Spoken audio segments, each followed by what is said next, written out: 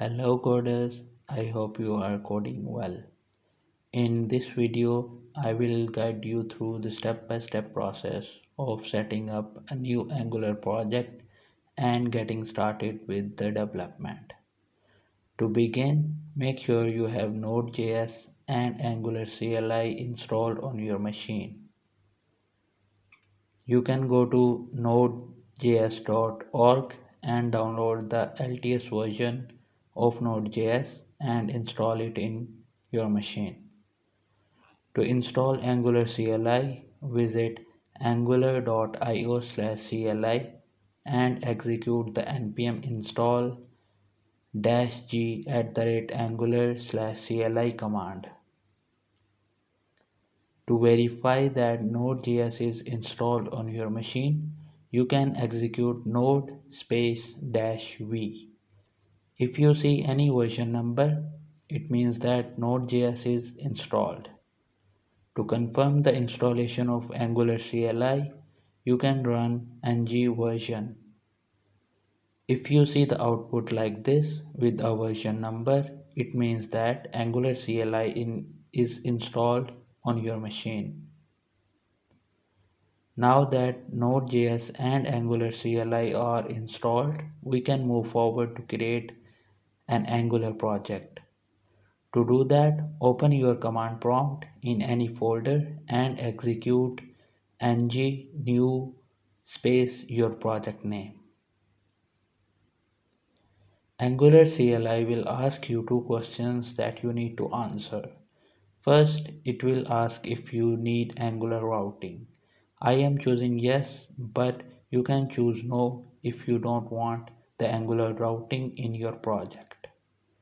The second question is about stylesheet format, where I personally prefer SCSS, but you have the flexibility to select any format.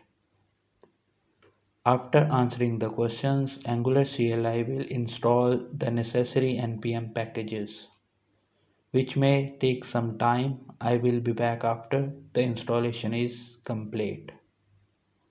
Once the package installation is successful, you will see a new project folder.